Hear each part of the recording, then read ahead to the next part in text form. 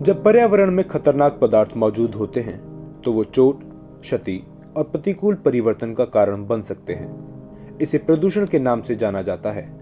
प्रदूषण में वृद्धि के लिए मानवीय गतिविधियों के अलावा किसी अन्य को जिम्मेदार नहीं ठहराया जा सकता। पर्यावरण प्रदूषण में बेतहाशा वृद्धि पूरी तरह से लोगों की ही गलती है। सदियों से जैसे जैसे मानव सभ्यता आगे बढ़ी है और उसके जीविका, ज्ञान, उन्नति के लिए नए समाधान खोजे हैं, मनुष्य ने तेजी से मात्र प्रकृति का उपयोग करना शुरू कर दिया है। कारखानों, उद्योगों और घरेलू कचरे द्वारा वातावरण में छोड़े गए जहरीले यौगिकों और अपशिष्टों से पर्यावरण दूषित हो गया है।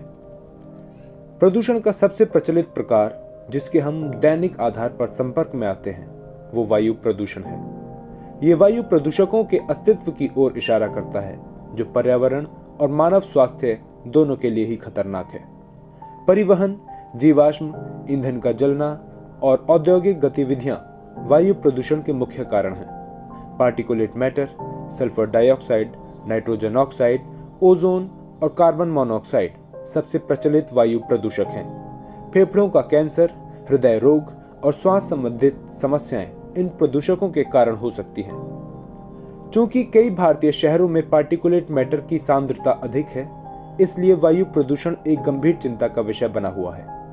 विश्व स्वास्थ्य संगठन द्वारा प्रकाशित एक रिपोर्ट में दुनिया के 15 सबसे प्रदूषित शहरों में से 14 शहर भारत में हैं। परिणाम स्वरूप अस्थमा और क्रोनिक ऑब्स्ट्रक्टिव पल्मोनरी डिसीज जैसी श्वास संबंधित स्थितियां अधिक आम हो गई है। इस समस्या के समाधान के लिए सरकार ने सम विषम कार कार्यक्रम लागू किया है और इलेक्ट्रॉनिक ऑटोमोबाइल के उपयोग को प्रोत्साहित किया है। इस मुद्दे को मूल रूप से संबोधित करने के लिए और अधिक काम किया जाना चाहिए। जल प्रदूषण प्रदूषकों के साथ जल निकायों का संदूषण है, जो जलीय जीवन और मानव स्वास्थ्य को नुकसान पहुंचाता है। ये मुख्य रूप से औद्योगिक निर्वहन, सीवेज निपटान, कृषि अपवाह और प्लास्टिक कचरे के कारण होता है, जिससे ऑक्सीजन की कमी, हैजा, टाइफाइड, बुखार और हेपेटाइटिस ए जैसी जलजनित बीमारियां होती हैं। अनुचित सीवेज उपचार, बुनियादी ढांचे और पर्याप्त उपचार के बिना जल निकायों में औद्योगिक निर्वहन के कारण जल प्रदूषण भारत में एक बड़ी समस्या है। परिणाम स्वरूप गोदावरी, यमुना और गंगा जैसी पवित्र नदियां अब प्रदूषकों से अत्यधिक प्रदूषित हो गई हैं। इस मुद्दे के समाधान के लिए सरकार ने नमामि गंगे परियोजना और स्वच्छ भारत अभियान सहित कई परियोजनाएं शुरू की हैं। ये गारंटी देने के लिए कि जल निकाय मानव उपयोग के लिए स्वच्छ और सुरक्षित रहे। औद्योगिक गतिविधियों, कृषि पद्धतियों और शहरीकरण के कारण होने वाला मृदा प्रदूषण प्रदूषकों के साथ मिट्टी का एक हानिकारक संदूषण है, जो पौधों के विकास और मानव स्वास्थ्य को नुकसान पहुंचाता है। ये पोषक तत्वों को खत्म कर देता है, पौधों के विकास में बाधा डालता है और मनुष्य को सीसा और आर्सेनिक जैसी भारी धातुओं के संपर्क में लाता है, जिससे तंत्रिका संबंधित समस्याएं और कैंसर होता है। औद्योगिक क्षेत्रों के निकट कृषि क्षेत्रों में भारी धातुओं की उच्च सांद्रता के कारण भारत में मिट्टी का प्रदूषण एक गंभीर चिंता का विषय है। जो किसान दूषित मिट्टी के संपर्क में आते हैं, उन्हें स्वास्थ्य समस्याओं में वृद्धि और परिणाम स्वरूप कृषि उत्पादन में कमी का अनुभव हो रहा है।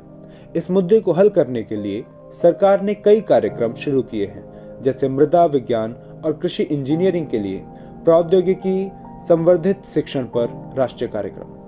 प्रदूषण एक प्रमुख पर्यावरणीय समस्या है, जो हमारे स्वास्थ्य और पर्यावरण को कई तरह से प्रभावित करती है।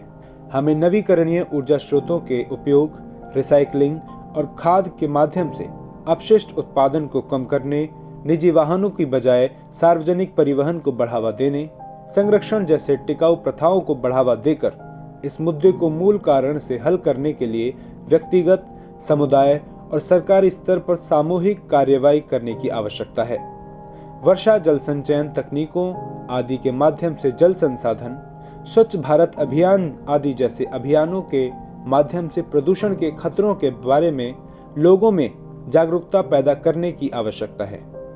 मैं आपसे अनुरोध करता हूं कि हम और आप अपने और अपनी आने वाली पीढ़ियों के लिए एक स्वच्छ और स्वस्थ वातावरण की दिशा में मिलकर काम करें।